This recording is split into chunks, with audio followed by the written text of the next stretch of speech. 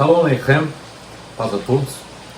Hoje eu quero falar de uma palavra muito interessante, muito importante do Antigo Testamento, que aparece principalmente no livro de Eclesiastes, em hebraico, o Kohelet.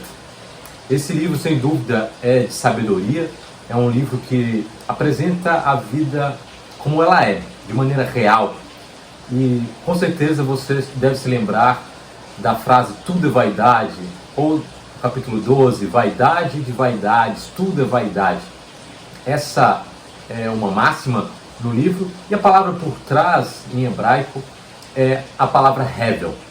Uma palavra que literalmente significa vapor, bafo, aquele vapor que sai da boca quando alguém está conversando, ou respiração. É traduzida também como fumaça, algo que logo se esvai. E essa palavra hevel é um nome também no texto bíblico, que é o nome de Abel. Abel, assim como o vapor ou a fumaça que passa, ele também se esvai. Ele logo é morto por Caim, e a narrativa ela vai sumir com ele, com o nome de Abel, porque ele vai ser chamado só de irmão de Caim, teu irmão.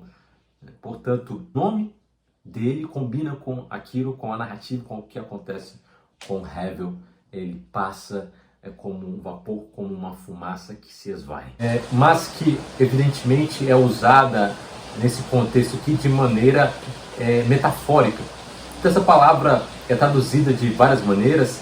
A mais conhecida é vaidade, mas pode ter o sentido de transitório, de efêmero ou fugaz, também com a ideia de absurdo, porque segundo a tradição judaica, Salomão escreveu quando ele teve uma visão do que aconteceria com o templo seria totalmente destruído. Isso é um absurdo, algo totalmente sem sentido. E essa é uma outra possível tradução também, sem sentido. E outra palavra, como possível tradução é enigma. A NVI traduz de maneira bem interessante como tudo é sem sentido, que é também uma possível tradução. A Almeida 21 traduz como ilusão. A ideia aqui é de que a vida e também as coisas que o ser humano faz, no livro de Eclesiastes ele fala do trabalho, ele fala do esforço, ele fala do estudo, da busca pela sabedoria, e no final das contas ele vai dizer, mas tudo é correr atrás do vento. É claro que capítulo 12 vai apontar para algo que o ser humano deve fazer, que é lembrar-se do Criador antes que a morte chegue, e é uma linguagem simbólica que vai ser, no capítulo 12, vai ser usada para o fim de todas as coisas, a morte. Do verso 1 em diante diz assim: lembra-te do teu Criador nos dias da tua mocidade, antes que venham os dias difíceis e cheguem os anos em que dirás, não tenho prazer neles, antes que o sol e a luz e as estrelas se escureçam e as nuvens voltem depois da chuva, quando os guardas da casa tremerem e os homens fortes andarem curvados e cessarem os moedores, por já serem poucos, e os que olham pelas janelas se escurecerem, quando as portas da rua se fecharem, quando diminuir o barulho do moinho e acordares com o canto dos pássaros e se iniciar o som de todos os cânticos, quando temeres a altura, se assustarem pelos caminhos, quando florescer a amendoeira, o gafanhoto for um peso e o desejo já não se despertar. O homem vai à sua morada eterna e os pranteadores já vagueiam pelas ruas. Antes que se rompa o cordão de prata, ou se quebre o copo de ouro, ou se despedace o canto junto à fonte, ou se desfaça a roda junto à cisterna, e o pó volte à terra como era, e o espírito volte a Deus que o deu. E a máxima vai aparecer: que grande ilusão, tudo é ilusão, diz o sábio, tudo é ilusão.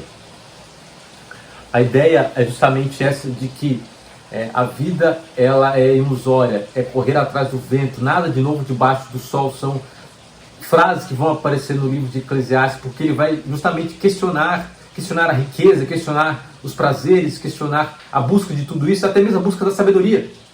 E ele vai ainda dizer que o pregador aqui, o sábio, que Deus colocou o Olam, a eternidade, no coração do homem para que ele não entenda. Ou seja, o Olam, ele limita o ser humano. O ser humano, enfim, é como um vapor. É transitório. Mas não só isso, a vida toda é transitória, é efêmera.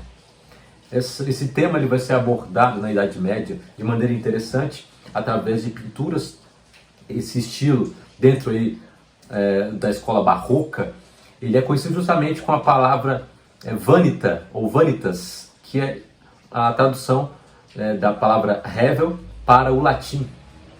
Dentro daquele contexto, obviamente, usava-se o latim como uma língua santa, uma língua litúrgica, e esse estilo normalmente tem ali uma caveira, tem ali um mapa, tem alguns elementos característicos, mas indicando justamente isso, de como a vida ela é passageira, de como a morte é uma certeza e como o ser humano não conhece, não entende muita coisa.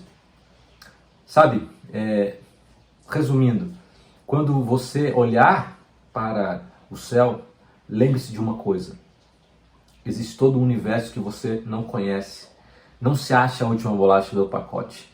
Entenda que tudo é transitório. A fama, o sucesso, o dinheiro, a beleza, a riqueza, qualquer coisa vai passar. Lembre-se do seu Criador antes que venham os dias maus.